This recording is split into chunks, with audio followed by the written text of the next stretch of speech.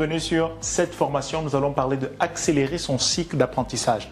Si tu ne me connais pas, je suis Abdel Barroz et sur cette chaîne, je traite la question de quotient intellectuel, émotionnel et spirituel car je crois que les trois contribuent pour toutes sortes de développements, qu'ils soient personnels, professionnels ou encore social.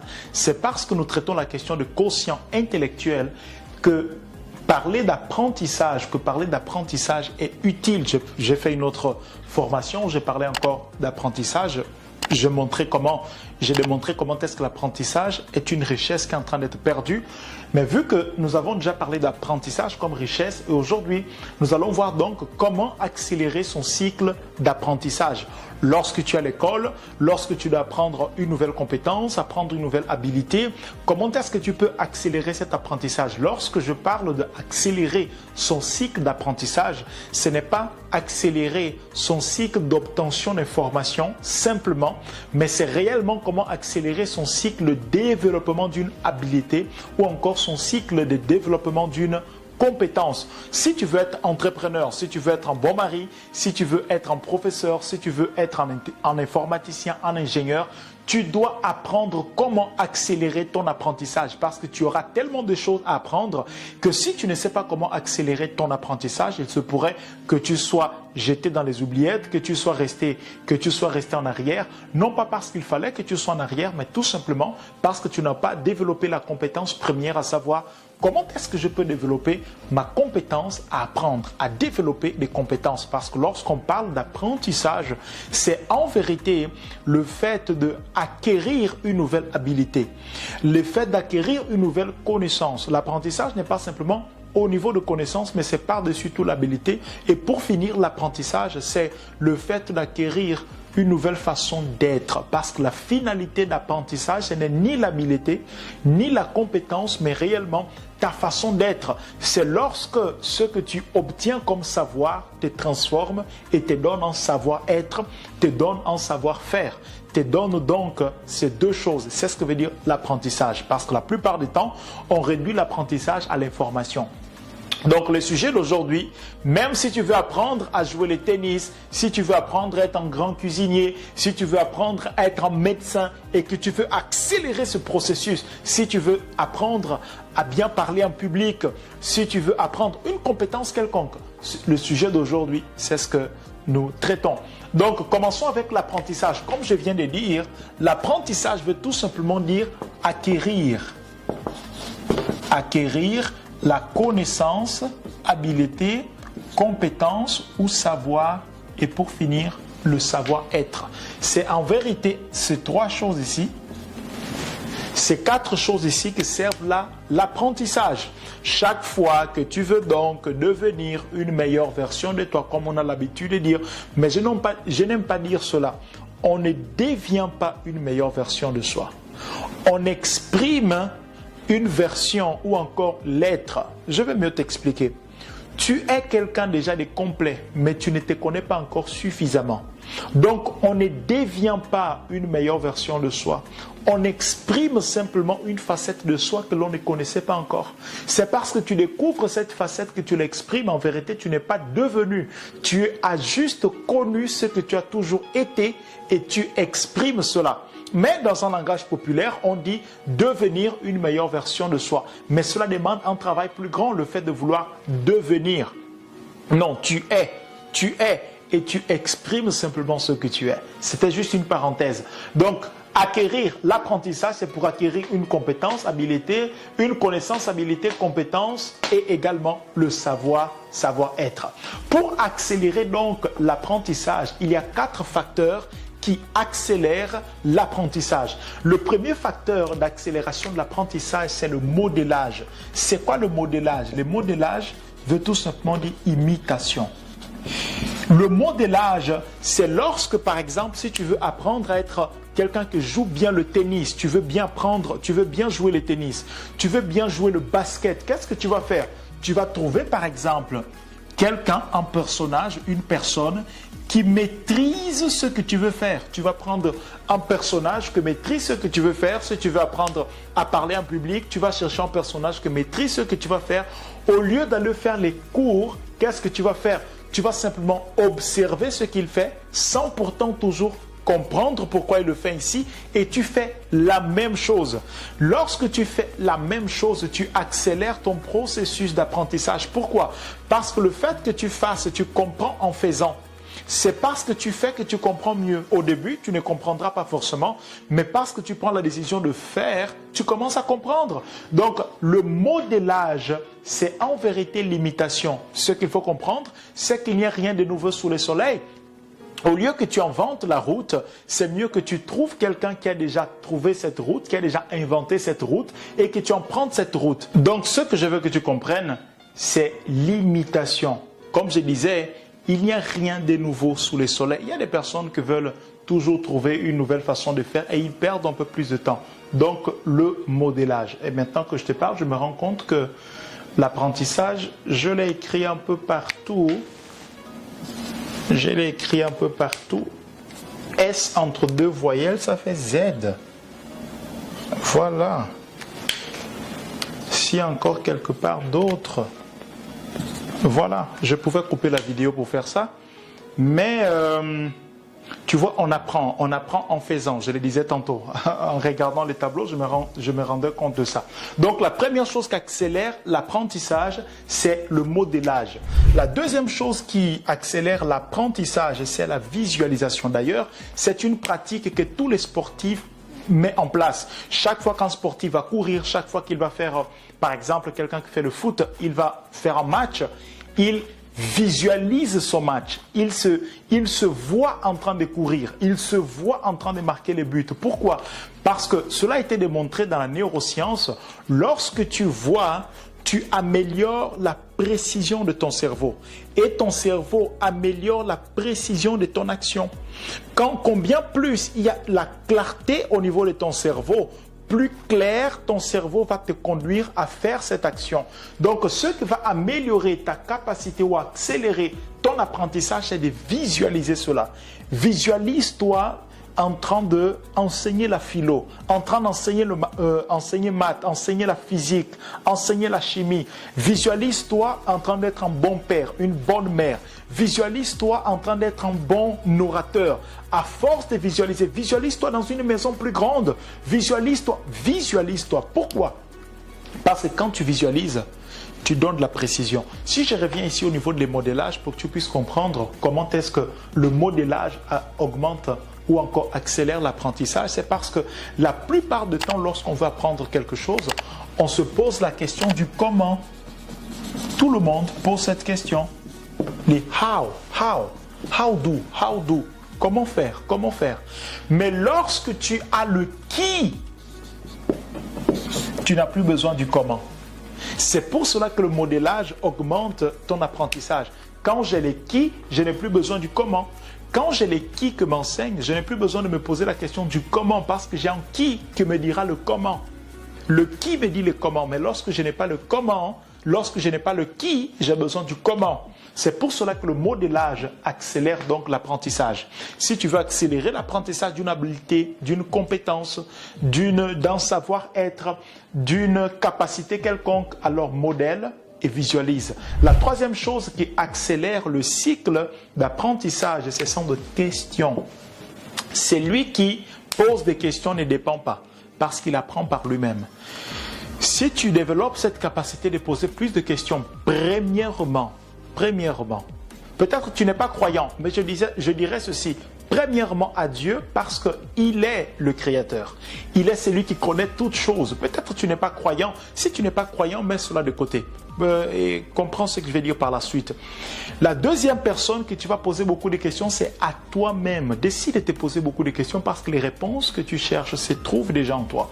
Ensuite, pose des questions aux autres. Ne commence pas premièrement à poser des questions aux personnes autour de toi, mais pose des questions à toi-même. Trouve d'abord des réponses et quand tu trouves des réponses, pose des questions aux autres afin de comparer ta réponse ou améliorer ta réponse, afin de compléter ta réponse. C'est ainsi que tu améliores donc ton apprentissage. Comment je peux mieux lancer la balle? Si tu fais le basket par exemple, comment je peux chuter d'une meilleure façon? Comment je peux faire le 3 points plus rapidement? Comment je peux lancer la balle avec plus de vitesse? Comment je peux augmenter ma capacité à courir plus vite, être plus rapide? Comment je peux le faire. Quand tu te poses la question, tu améliores donc ton apprentissage. Pourquoi tu améliores ton apprentissage? Parce qu'une affirmation ferme ton cerveau, une question l'ouvre. Ouvre des nouvelles connexions neuronales, ouvre des nouvelles connexions synaptiques, va faire en sorte que ton cerveau sera en travail. Il sera en train de travailler pour trouver la réponse à la question que tu es en train de le poser. La quatrième chose qui va faire en sorte que tu puisses accélérer ton apprentissage, c'est d'avoir un bon professeur. C'est d'avoir un coach, un guide, quelqu'un qui t'enseigne, un maître. Nous sommes dans une époque où on honore, on ne veut plus honorer les mentors, avoir un mentor, un coach. On pense que ces personnes sont là simplement pour enlever l'argent de notre poche. Et pourtant, ils ne sont pas là pour ça. Il y en a qui sont là pour ça. Il y en a qui ne connaissent pas vraiment le chemin parce que le coach est celui qui connaît le chemin et qui peut te prendre du point A, te conduire au point B, autrement dit, te conduire de là où tu es à ton désir, à ton objectif final. Mais pour ça, il doit connaître les routes et avoir quelques outils. Combien de personnes aujourd'hui sont sur les réseaux sociaux et se lancent comme coach, mais en vérité, ils n'ont pas une formation, ils n'ont pas des outils de coach pour accompagner les personnes dans les coachings. Et ce qu'ils font en vérité, ils sont des consultants, mais ils utilisent le mot de coach parce qu'ils ne savent pas quelle est la différence entre consultant et coach. Donc, tout cela est très important, tu dois le connaître. Avoir un professeur, donc, c'est avoir un mentor, avoir un coach, avoir quelqu'un qui a déjà fait le chemin que tu veux faire et que cette personne-là puisse t'aider. Même s'il faut que tu payes cette personne. Parce que cette personne, elle va te transmettre. La vie est faite d'échanges. Si elle te transmet en savoir, si elle te transmet en chemin à parcourir, tu les transmets également quelque chose d'autre. C'est avec l'échange que la vie, que les villes se sont bâties, que les grands empires ont vu les jours. C'est par les échanges. Donc, trouver un bon professeur. C'est qui un bon professeur? Un bon professeur est celui qui sait maintenir la motivation de son élève. Un bon professeur est celui également qui sait faire l'élève goûter au succès au fur et à mesure qu'il avance. Un bon professeur est celui qui sait adapter son enseignement au fur et à mesure que l'étudiant avance. Et pour finir, un bon professeur est celui qui sait déclencher la curiosité intellectuelle. Lorsque tu trouves quelqu'un qui déclenche en toi une curiosité intellectuelle, alors attache-toi à cette personne. Demande à cette personne d'être un mentor pour toi. Demande à cette personne de t'accompagner. Pourquoi? Elle est un bon professeur. Elle a déclenché en toi quoi? La curiosité intellectuelle, le fait, l'envie, la volonté de connaître davantage. L'envie et la volonté d'apprendre davantage, d'aller de l'avant, d'aller plus profondément. Celui-là, il est un bon professeur. Maintenant, quand tu connais les accélérateurs de l'apprentissage, il faut que tu saches qu'est-ce qui va produire les résultats alors que je suis en train d'apprendre. Là encore, on peut dire que c'est toujours des accélérateurs. Mais ce point ici que nous allons traiter, c'est qu'est-ce qui vient ensuite quand je prends l'un de ces éléments ici ou que je prends les quatre, qu'est-ce que je peux ajouter? Quels sont les autres ingrédients, les autres facteurs qui peuvent accélérer mon apprentissage? L'autre facteur qui peut donc accélérer ton apprentissage ou encore qui peut conditionner le résultat de ton apprentissage, parce que le résultat de l'apprentissage, c'est que tu es devenu une meilleure personne. Et n'oublie pas ce que j'ai dit au début, je suis juste en train d'utiliser un langage populaire. C'est que tu es devenu une meilleure personne. C'est que tu as une habilité nouvelle. Comment est-ce que tu pourras y arriver? Première chose, l'environnement. L'environnement conditionne l'apprentissage. Et la neuroscience l'a déjà démontré par la neuroscience sociale, également les neurones miroirs, permet de savoir que l'environnement aide avec l'apprentissage. Par exemple, si tu veux apprendre une nouvelle langue, le meilleur endroit pour que tu puisses apprendre l'anglais, c'est dans un pays où on parle l'anglais. C'est pour cela que lorsqu'un enfant plutôt il naît et qu'il est dans un environnement où on parle français, un environnement où on parle portugais, d'ailleurs je suis lusophone, il m'arrive quelquefois de parler très rapidement, mâcher quelques mots, je pense que c'est dû à cela, mais je suis en train de travailler sur cet aspect. Donc pourquoi cet enfant va parler portugais? Parce qu'il est dans l'environnement que parle le portugais. L'environnement aide avec l'apprentissage. Tu ne peux pas vouloir être un bon entrepreneur si tu es dans l'environnement où les personnes, l'environnement où où se trouvent des personnes qui n'entreprennent pas. Si tu veux être un bon professeur, si tu veux être un bon community manager, si tu veux être un bon mari, si tu veux être une bonne femme, un bon enfant, il faut que tu te mettes dans l'environnement là où ces choses se pratiquent, là où on parle de ces choses. Par exemple, lorsque tu enlèves le poisson de la mer et que tu veux qu'il vive toujours, il faut que tu crées un environnement pareil à celui de la mer, à savoir aquarium, afin qu'il puisse vivre. C'est la même chose. Si tu veux exprimer cette vie, la vie de quoi?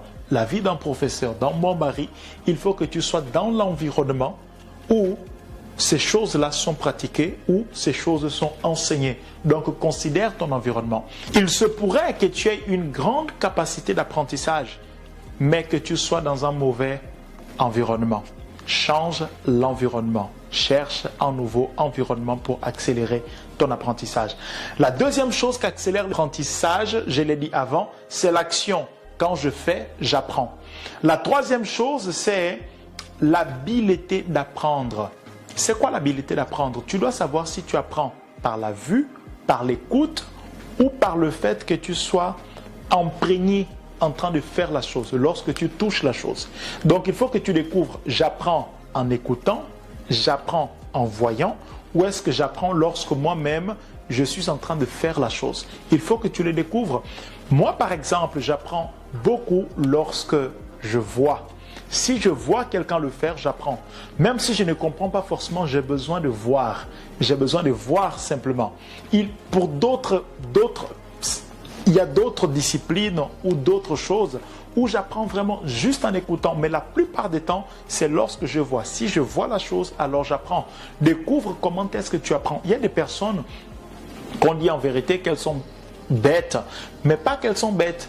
Mais parce qu'à l'école, par exemple, là où elles sont en train d'apprendre, on apprend simplement par l'écoute. Or, pour qu'elles puissent apprendre, il faut qu'elles fassent.